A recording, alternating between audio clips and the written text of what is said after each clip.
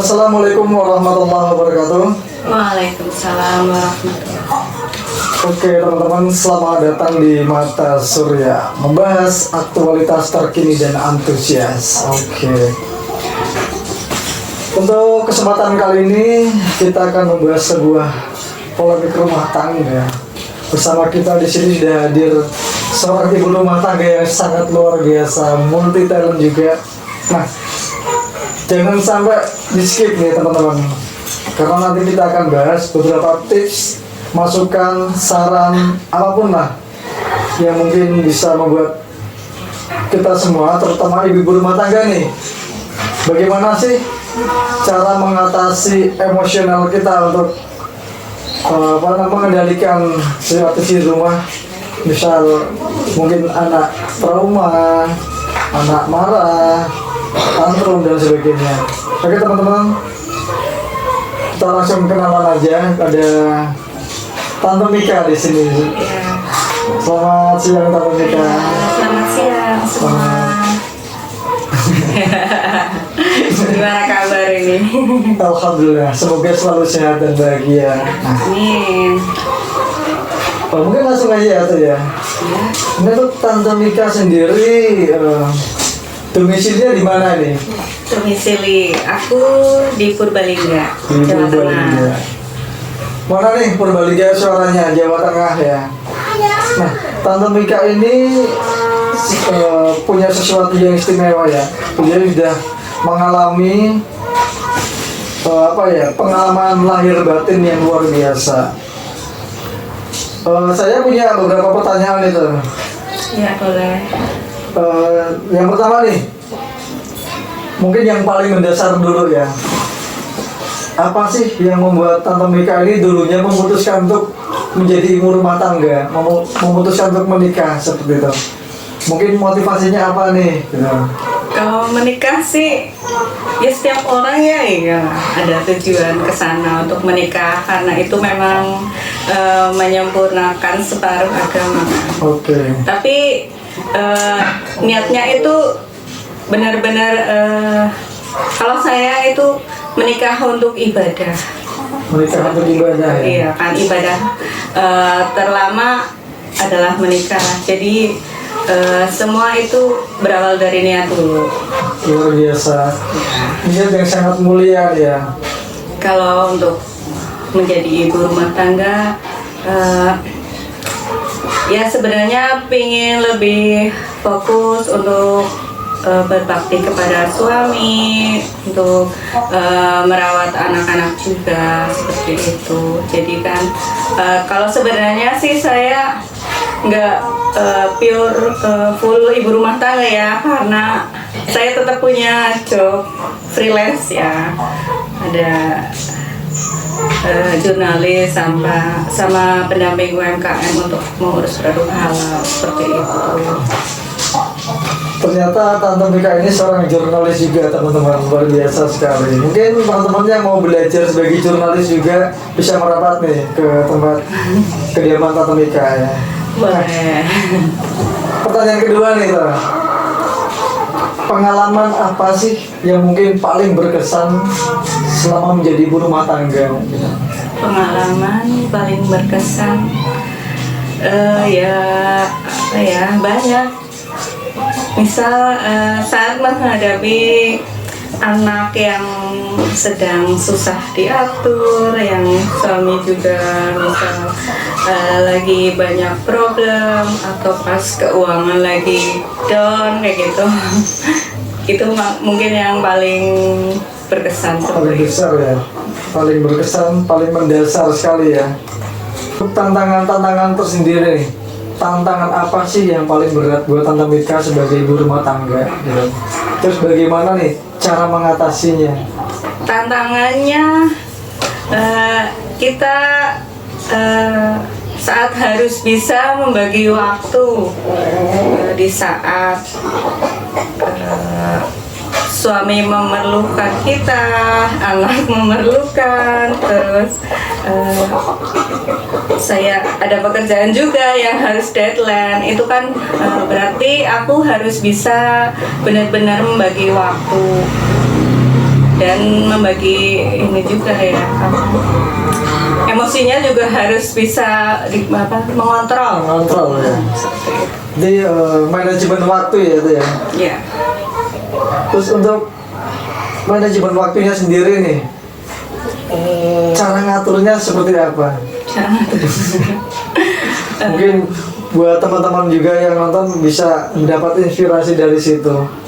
Ya, sebagai seorang wanita, sebagai ibu rumah tangga, sebagai seorang istri, tetap yang diutamakan itu keluarga dulu. Suami dan anak-anak dulu diurusin. Baru kalau semua sudah beres, saya lanjut ke job sampingan saya. Untuk kegiatan-kegiatan lain nih, selain sebagai ibu rumah tangga, jurnalis, terus apa tadi pendampingan UMKM ya, Ya, ada kegiatan lain nggak? kegiatan lain. Ya, seperti ibu-ibu lainnya lah, ada pengajian, ada apa? Kadang aku ikut seminar, kadang offline, kadang online kayak gitu. Bagian ibu rumah tangga biasanya kan banyak emosi ya, tuh ya. Banyak emosi mungkin. Iya. Anak tantrum, marah, bagaimana. Pasti kan stres juga nih. Iya. Pertanyaannya sekarang, gimana sih cara Tante Mika sendiri buat ngatasi stres itu? Sebenarnya kita itu kan nggak bisa mengontrol orang lain ya. Orang lain mau marah, mau anak tantrum, orang lain mau menilai kita seperti apa dan lain-lain, itu kita nggak bisa mengontrol karena itu bukan dari dalam diri kita ya. Jadi aku lebih mengontrol ke diri sendiri aja, mengatur emosional terutama ya. Ya misal kalau anak tantrum, ya dibiarin dulu aja. Mereka mau menangis, mau marah, yang penting tidak membahayakan ya, tidak membahayakan diri dia sendiri, tidak membahayakan orang lain. Kita biarin dulu aja. Anak tantrum dulu, nanti kalau udah sedikit reda kan dia udah mulai cooling down, itu baru kita rangkul, kita dekap, kita pelan-pelan beri masukan kayak gitu, mana yang salah, mana yang benar, kita beri masukan. Dan jangan lupa ya, tetap kita apa ya, kalau anak kan kita peluk itu mereka merasa disayang, dicintai kan, jadi mereka akhirnya pelan-pelan bisa mereda emosinya, dan itu juga saat yang tepat buat memberi masukan ke mereka. Seperti itu sih anak-anak, alhamdulillah seperti itu yang saya terapkan.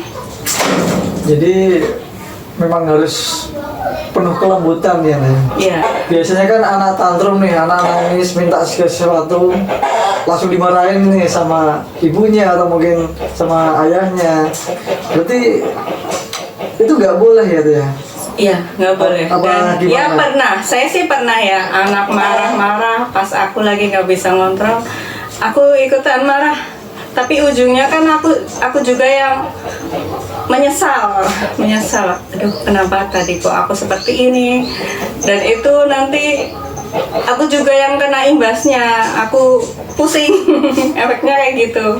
Menyesal tadi kan, jadi efeknya ke diri kita juga. Ada rasa penyesalan ya. Iya. Ini anak saya kok tak marahin gitu. Kita emosi, tetap imbasnya kena di diri kita sendiri. Jadi butuh benar-benar latihan mengolah emosi. Mengolah emosi. Nah, ini pengolahan emosi sendiri yang sangat susah ya, susah banget. Apalagi sebagai seorang ibu rumah tangga. Itu 24 jam loh, full ibu rumah tangga. Bahkan lagi tidur pun, ibu rumah tangga itu biasanya dari batinnya itu tetap bekerja, nggak ada istirahatnya, seperti itu. Jadi buat teman-teman nih, sayangi ibu kalian ya, jangan sampai mengecewakan, seperti itu. Wah, selanjutnya nih tuh, hobinya apa sih tuh, kalau boleh tahu nih? Hobi. Mungkin untuk menghilangkan stres atau mungkin untuk pengembangan diri lah. Pengembangan diri. Kalau aku ikut komunitas-komunitas kayak gitu. Misal aku dulu pernah jualan ya, aku ikut komunitas jualan. Terus kalau sekarang ikutnya inilah komunitas kajian, apa ya namanya, ilmu-ilmu hidup kayak gitulah. Apa sih namanya, aku lupa. Kayak gitu. Jadi di situ aku belajar menjadi ibu, belajar menjadi istri kayak gitu. Termasuk ada aku juga ikut komunitas yang itu belajar mengolah pola pikir dan emosi. Mengolah pola pikir dan emosi. Nah, mengenai pola pikir dan emosi ini, mungkin teman-teman juga pengen tahu nih, gimana sih cara Tante Mika mengolah pola pikir dan emosi, menjaga keseimbangan dalam hubungan rumah tangga itu seperti apa? Mungkin biar harmonis, atau mungkin ketika suami marah, istri harus bagaimana? Ketika si istri marah, suami harus bagaimana? Ya, istri, ibu itu jantungnya rumah tangga kan. Kalau ibu sedang tidak baik-baik saja, emosi dan lain sebagainya, itu semuanya ikut merasakan. Jadi memang kita sebagai wanita itu harus betul-betul bisa belajar mengolah emosional kita begitu. Kalau aku lagi emosi, ya alhamdulillah suami bisa membantu meredakan lah ya, nggak ikutan emosi. Begitu juga sebaliknya, kalau suami yang sedang emosi, kita yang jangan ikut-ikutan emosi lah. Harus ada salah satu yang mengalah. Seperti itu. Harus ada yang mengalah. Ya, berarti kalau batu ketemu batu pecah ya gitu ya? Iya, betul. Batu sama batu benturan malah pecah. Jadi satu jadi api, satu jadi air. Perlu digarisbawahi teman-teman. Ketika kita berumah tangga, kita harus saling melengkapi, saling mengisi dengan penuh kasih sayang dan kesabaran ya, seperti itu. Ya betul, namanya suami istri itu kan memang begitu, saling melengkapi kekurangan masing-masing.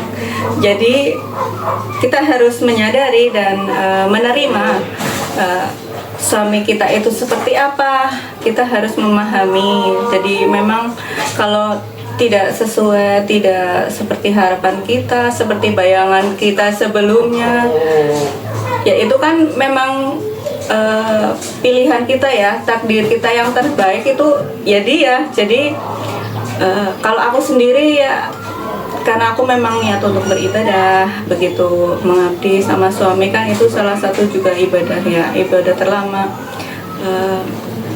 Ya saya apa namanya ya, memanfaatkannya, pokoknya mumpung masih ada suami saya, jadi saya menjadikan beliau sebagai ladang ibadah, seperti itulah. Luar biasa sekali, menjadikan sebagai ladang ibadah ya. Jadi perlu kita contoh nih teman-teman, jangan sampai malah membuat stres ya. Kadang kan suami marah, istri ikut marah, ikut meninggi. Begitu juga sebaliknya. Nah, di sini kita belajar nih, belajar mengontrol emosi kita. Ya, mungkin jangan sampai temperamental ya. Iya. Tante Mika mungkin punya inovasi nggak? Mungkin Inovasi apa? dalam pengolahan rumah tangga itu seperti apa? Maksudnya pengolahan yang seperti apa? Mungkin pengolahan emosionalnya, atau mungkin cara biar harmonis seperti apa? Yang seperti tadi udah saya tanyakan juga nih. Jadi yang lebih mendasar lagi nih, buat biar kita tuh lebih harmonis dengan cara yang paling sederhana gitu. Kalau saya sih alhamdulillah satu frekuensi sih ya, udah satu frekuensi sama suami, jadi di prinsip hidupnya sudah sama, tujuan hidupnya sudah sama. Nah, kebetulan kegiatan-kegiatan yang kami ikuti itu saya ikut apa, suami setuju dan memang itu baik. Jadi saling mendukung begitulah ya, saling mendukung, saling mengingatkan juga lah kalau misal ada yang salah, harus bisa saling mengingatkan, dan yang diingatkan juga menerima tidak apa cekcok gitu. Iya, Kadang kan ada yang cekcok, ya. gitu ya di pasangan mengingatkan malah sini jadi marah, emosi. Iya, kebanyakan seperti itu Nah, ya. itu. Salah satu mengingatkan, satunya emosi, merasa apa ya, kayak mungkin merasa benar sendiri kali. Iya. Ada keegoisan tersendiri di situ. Nah, selanjutnya nih tuh ada beberapa pertanyaan lagi. Untuk pengelolaan keuangan nih, biasanya kan antara suami dan istri itu kadang ada cekcok soal keuangan. Misal suami kerja, istri di rumah.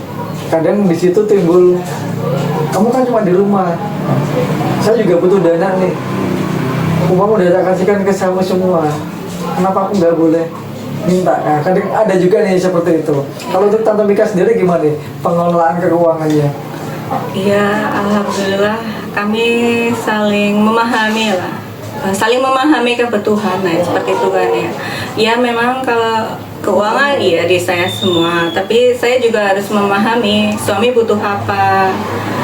Seperti itu. Ya kan harus memahami. Cuma kadang kan suami singkatan dari semua uang milik istri. Nah, ya mungkin benar juga sih ya. Memang segala sesuatu memang keuangan di istri. Ya manajemen keuangannya lah. Apa harus seperti itu apa gimana? Kalau Maksudnya menurut Tante Mika sendiri harus seperti itu yang harus istri yang memegang kendali soal keuangan gitu. Ya nggak 100% lah ya, tetap semua mungkin kalau secara fisiknya ya uangnya berapa itu dipegang istri, tapi untuk rencana penggunaannya kan bisa dibicarakan. Misal ini suami ngasih uang, ini ada uang 1 juta, oh iya kita lagi butuh ini nih, jadi diprioritaskan aja dulu mana yang mendesak, misal untuk bayar listrik, air dulu itu kita bicarakan bareng-bareng kayak gitulah. Ini uang segini mau buat apa aja, seperti itu. Mungkin suami juga butuh pas kuotanya habis, pas bensinnya habis, atau butuh apalah sekedar ya untuk pribadinya ya. Pernah nggak nih Tante Mika merasakan, mengalami ya bener-bener terpuruk nih Secara mungkin ekonomi. pemasukan minim atau mungkin nggak ada tapi kebutuhan lagi banyak banget, otomatis kan bikin stres tuh, harus gimana Ya gitu. pernah. Gimana nih cara mengatasinya? Mengatasinya Apakah harus koprol, guling-guling kah atau gimana? enggak. Kalau saya ya apa sih, nyatanya menerima dulu lah ya. Pertama menerima dulu, ini lagi nggak ada, bingung sih ya, tetap bingung, cuma ya kalau saya lebih ke pasrah. Pasrah ya. Karena saya yakin lah ya kalau rezeki itu ya masing-masing udah diatur, sudah ada sendiri. Untuk anak-anak jelas nggak akan lah ya anak-anak itu dibiarkan sama Allah. Sama Allah itu dibiarkan kelaparan, nggak akan lah ya. Yang pertama aku yakin itu dulu. Untuk makan, pokoknya intinya untuk makan saya nggak khawatir besok mau makan apa, nanti juga ada sendiri. Paling ikhtiarnya ya kita berdoa, kita silaturahmi aja. Jadi kadang seperti itu, saat nggak ada pernah bingung nih mau kemana, ya kita keluar aja, main ke tempat saudara atau teman.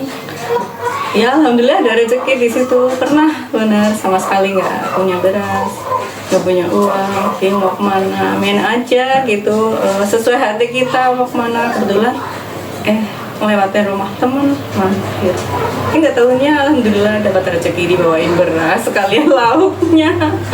Kayak gitu sih, silaturahmi juga perlu. Untuk anak-anak nih kan biasanya suka jajan ya anak-anak ya. Untuk Tante Mika sendiri nih, gimana sih cara membiasakan putra-putrinya untuk bisa mengelola keuangan itu seperti apa?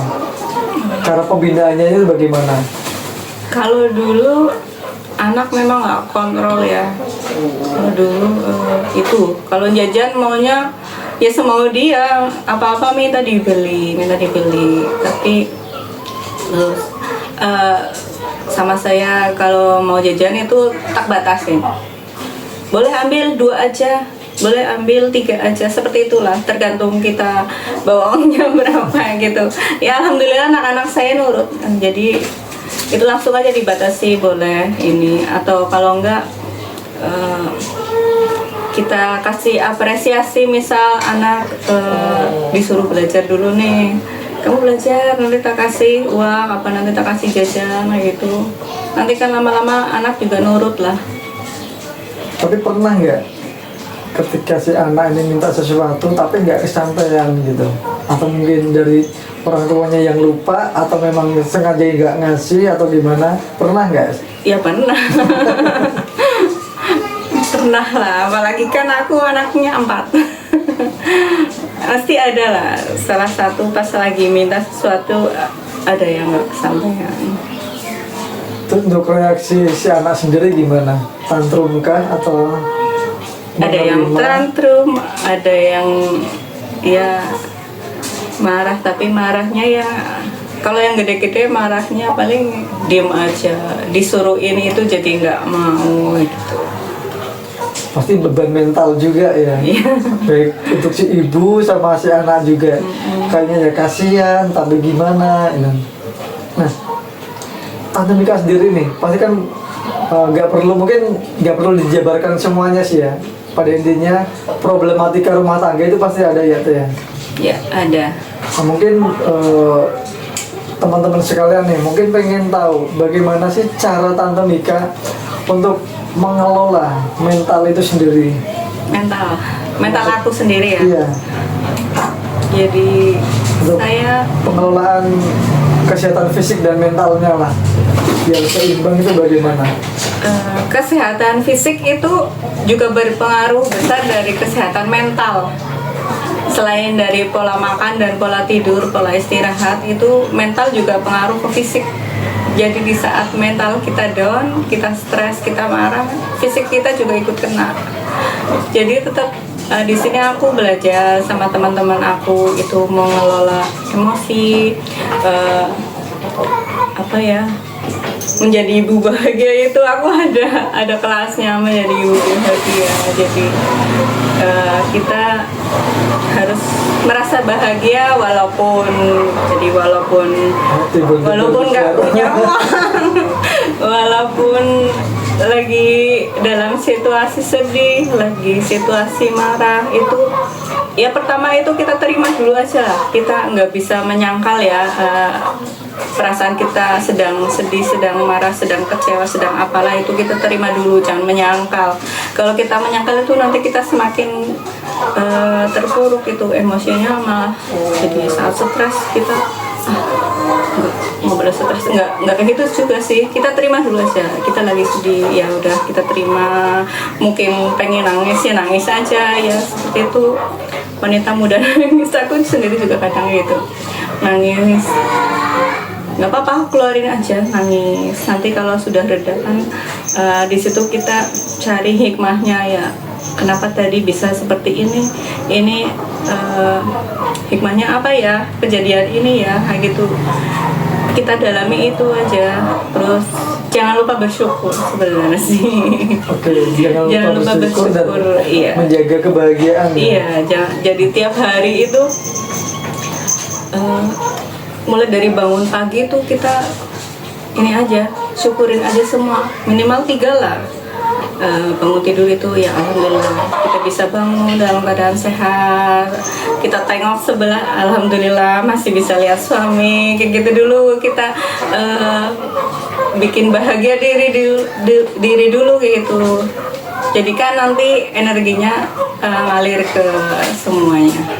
Berarti itu salah satu menyeimbangkan Emosi. emosional kita juga sih ya. Iya.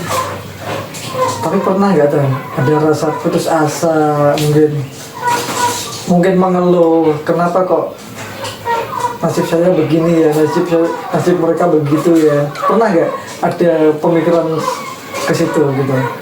Dulu pernah, tapi kalau sekarang saya nggak pernah mikir kayak gitu. Jadi saya mikirnya ini takdir yang terbaik untuk aku. Seperti itu. Tawakal ya, lebih tawakal ya, pasrah ya. Sih ya, jadi, ya itulah menjalani ketetapan aja, ketetapan Allah itu memang ini yang terbaik.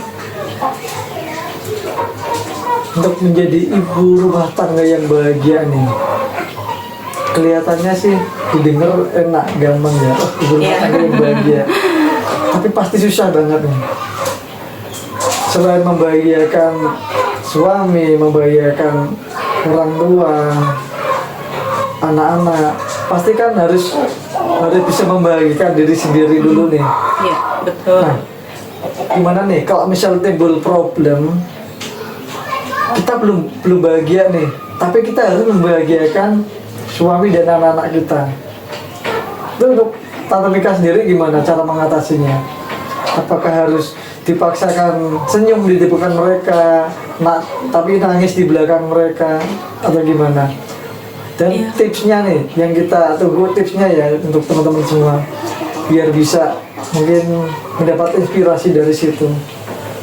Ya saat berarti itu seperti kayak berbeda pendapat ya.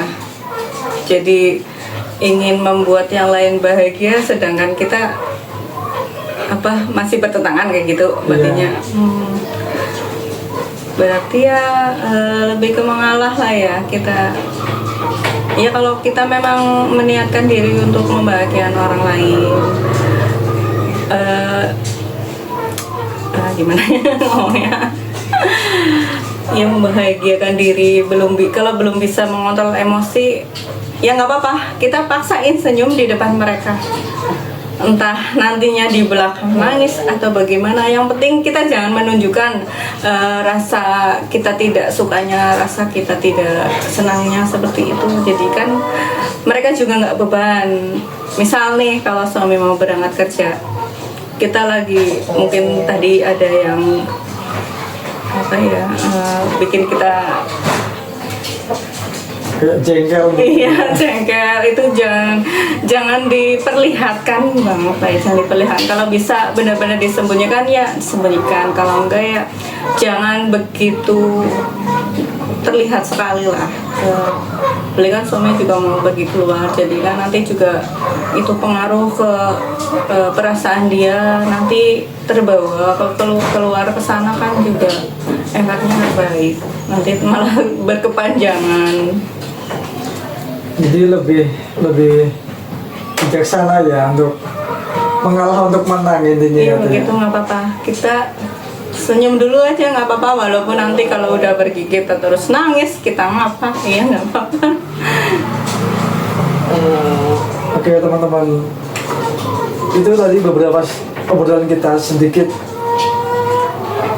mungkin ada tips atau beberapa yang bisa kita ambil hikmahnya, bagaimana cara pengelolaan kita, pengembangan diri kita, cara kita mengolah emosi atau mendidik putra-putri kita seperti apa. Pada intinya kita afirmasikan nih energi positif dari mulai bangun tidur ya Teh. Iya. Mulai bangun tidur kita bersyukur, itu yang pertama. Terus jangan pernah apa tadi Teh? Jangan pernah putus asa ya, jangan pernah putus asa. Dan berusahalah untuk selalu membahagiakan orang lain, terutama ya keluarga kita tentunya.